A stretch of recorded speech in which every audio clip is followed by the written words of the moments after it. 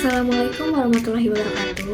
Halo semuanya, saya Debbie Sanokopiani dengan NIM 24511 program studi akuntansi S1. Di sini aku akan mengupas 4 poin bahasan utama yang sangat penting. Pertama, definisi auditnya. Kedua, profesi akuntan publik beserta standar auditnya. Ketiga, konsep dan jenis seperti audit. Dan yang keempat, bagian alur siklus proses audit dari tahap awal hingga akhir pelaporan. Berdasarkan American Accounting Association atau AAA, auditing adalah proses sistematis yang dilakukan secara objektif untuk mengumpulkan serta mengevaluasi bukti terkait transaksi atau klaim peristiwa ekonomi. Tujuannya adalah mencocokkan laporan keuangan tersebut dengan kriteria standar, lalu mengkomunikasikan hasilnya.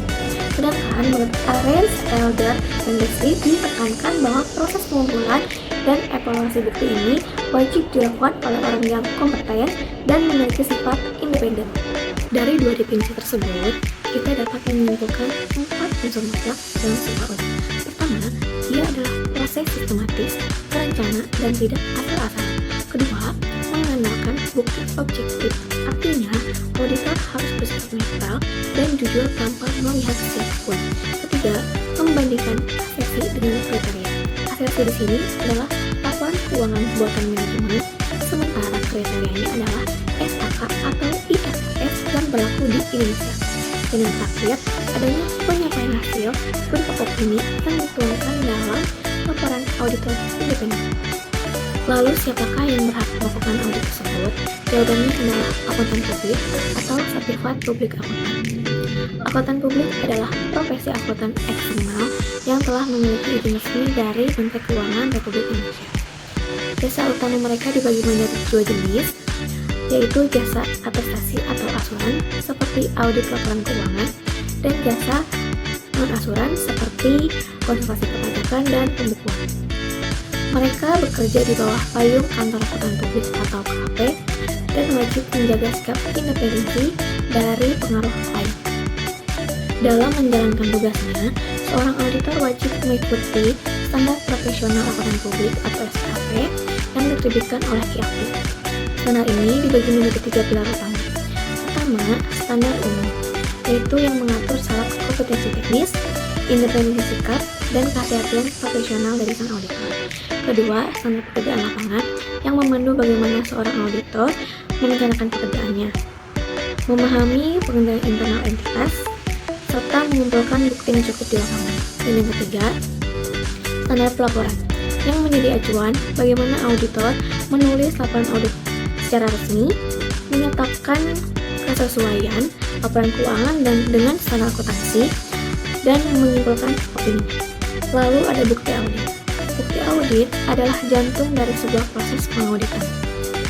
Syarat audit mengharuskan bukti audit yang diperoleh memenuhi 2 syarat kumulatif, yaitu cukup dan tepat. Cukup berbicara mengenai kuantitas atau jumlah sampel bukti yang harus dimiliki untuk meminimalisir resiko kesalahan.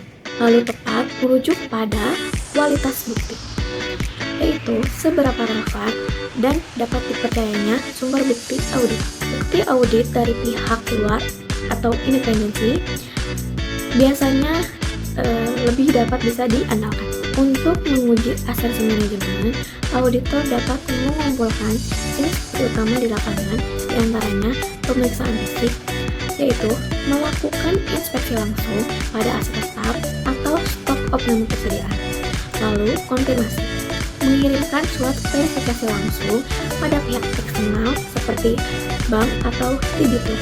Lalu ada dokumentasi, memeriksa voucher, faktur, kwitansi, atau jurnal pendukung internal klien, serta melakukan prosedur analitis dan tanya jawab dengan pihak manajemen guna mendeteksi jika ada pola keuangan yang aneh dan tidak wajar. Masuk ke bahasan terakhir, yaitu proses audit menyeluruh.